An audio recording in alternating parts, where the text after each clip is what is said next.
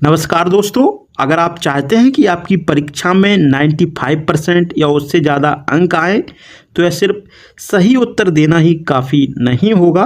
आपको अपनी कॉपी को प्रभावी ढंग से लिखना भी आना चाहिए। आज मैं आपको 10 ऐसे महत्वपूर्ण इम्पोर्टेंट टिप्स बताने वाला हूं जिससे आप अपनी आंसर राइटिंग को बहुत अच्छे से प्रभावशाली इफेक्टिव बना सकते हो और अच्छे से अच्छे अंक पा सकते हो। सबसे पहले हम इन चीज़ों को 10 पॉइंटों के माध्यम से समझेंगे।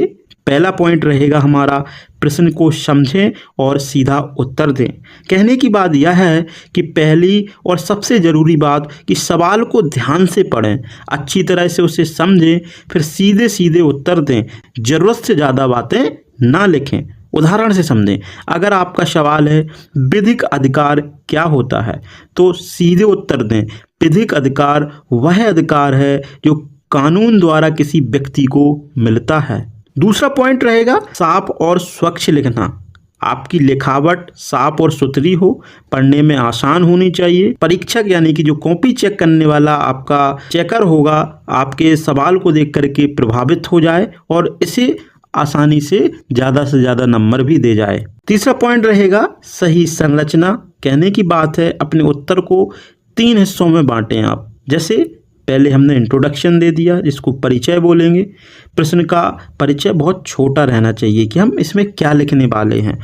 मेन आपका एक सेगमेंट रहेगा जिसको मुख्य भाग बोलेंगे, जिसे विस्तार से जवाब दें। अच्छे तरीके से उन बिंदुओं को लिखें जो ज़रूरी है। निष्कर्ष में आप उत्तर का सारांश या निचोड़ लिखें कि पूरा इसमें कंक्लूजन क्या बन के आ रहा है। एंड में आप इसका निचोड़ लिखें। उदाहरण के तौर पे विधिक अधिकारों के 2 प्रमुख प्रकार होते हैं। पहला होता है वैधानिक और दूसरा होता है प्राकृतिक अधिकार। तो इस तरीके से आप इन चीज़ों को लिख सकते हो। चौथा पॉइंट रहेगा, मुख्य शब्दों का इस्तेमाल और उसको हाईलाइट जरूर करें।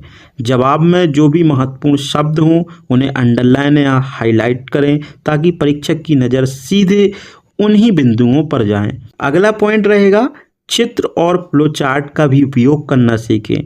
जहां ज़रूरत हो वहां पर एक चित्र बना दें, जहां फ्लो चार्ट की ज़रूरत हो तो वहां फ्लो चार्ट का भी इस्तेमाल करें। यह आपके उत्तर को बहुत ज़्यादा अट्रैक्टिव और समझने में आसान बनाता है और चेक करने वाले व्यक्ति को इससे आसानी से चेक करने में मदद मिलती है। उदाहरण के तौर पर अगर सवाल संविधान की संरचना पर है तो एक सरल चित्र बनाएं जो संविधान की शाखाओं को दर्शाता हो, लाइक दिस। जैसे बता सकते हो आप स्पष्टीकरण में कि ये विधायी शाखा होती है, इसका कार्य कानून बनाना होता है, इसमें संसद यानी लोकसभा राज्यसभा शामिल होती है। दूसरा पॉइंट लिख सकते हो, ये कार्यकारिणी शाखा होती है, इसका कार्य कानूनों को लागू करना होता है। इसमें कौन होते हैं, राष्ट्रपति, प्रधानमंत्री और मंत्रिपरिषद जैसे लोग शामिल होते हैं जो सरकारी नीतियों को लागू करते हैं। तीसरा पॉइंट में लिखोगे न्यायिक शाखा, जो कि आज की जुडिशरी है यानी सुप्रीम कोर्ट, हाई कोर्ट जैसी जो न्यायिक शाखाएं हैं जो न्याय व्यवस्था को देखती हैं, इस संविधान की 3 शाखाएं बन जाती हैं।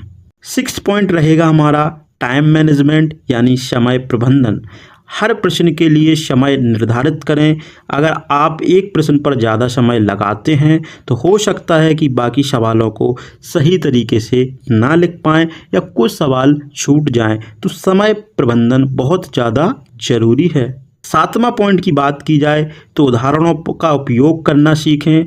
जहां आवश्यक हो वहां पर उदाहरणों का जिक्र करें। इससे आपका उत्तर और ज़्यादा अट्रैक्टिव और प्रभावशाली हो जाता है। जैसे कोई उदाहरण मान लीजिए केस से रिलेटिव है, केस भी लिख सकते हो। जैसे किशन बनाम राज्य 1960 का केस उल्लेख विधिक अधिकार की व्याख्या के लिए किया जाता है। अगला पॉइंट रहेगा विधिक और तकनीकी शब्दों का सही उपयोग करना। कानून या किसी विषय के तकनीकी शब्दों का सही इस्तेमाल करें। इससे यह दिखता है कि आपको उस विषय की गहरी जानकारी है। उदाहरण से समझाएं, जैसे अधिकार शब्द लिख रहे हैं कि भाई मुझे इतने अधिकार प्राप्त हैं, अधिकार नहीं, उसकी जगह पे लिखें विधिक अधिकार प्राप्त हैं। तो हर एक सब्जेक्ट के अपने टेक्निकल वर्ड होते हैं, उन टेक्निकल वर्डों को उसमें लिखने की कोशिश की जाए। तो इससे क्या होता है, आप सामने वाले को पता चलता है कि आप इस सब्जेक्ट में गहरी पकड़ रखते हैं।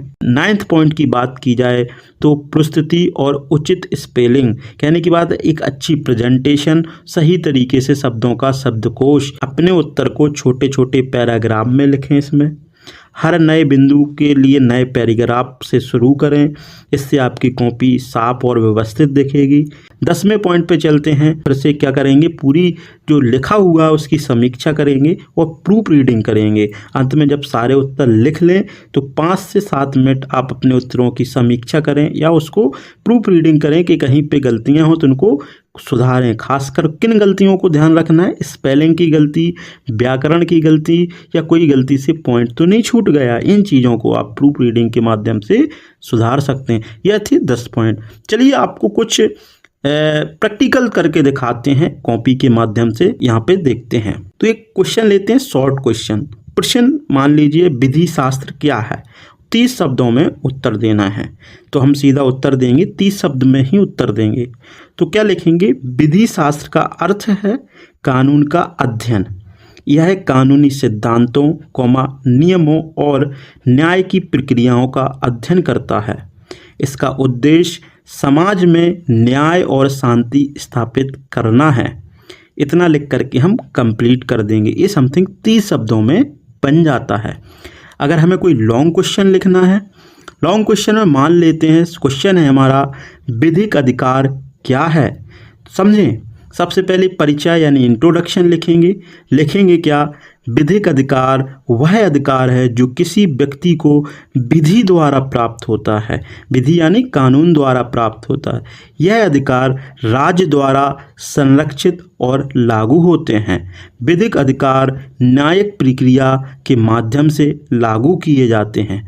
ये परिचय दे दिया हमने। मुख्य भाग पे चलेंगे तो विधिक अधिकारों को विभिन्न प्रकारों में बांटा जा सकता है जो कि निम्नलिखित हैं। कैसे, सबसे पहला पॉइंट डालेंगे वैधानिक अधिकार, स्टैच्यूटरी राइट्स, यानी यह वे अधिकार हैं जो संसद द्वारा पारित कानूनों के माध्यम से व्यक्तियों को प्रदान किए जाते हैं। जैसे कि शिक्षा का अधिकार, जिसको राइट टू एजुकेशन बोलते हैं। तो यह क्या कहता है, जो भारतीय संविधान के अनुच्छेद 21A के तहत सभी को मिलता है। तो ये वैधानिक अधिकार है।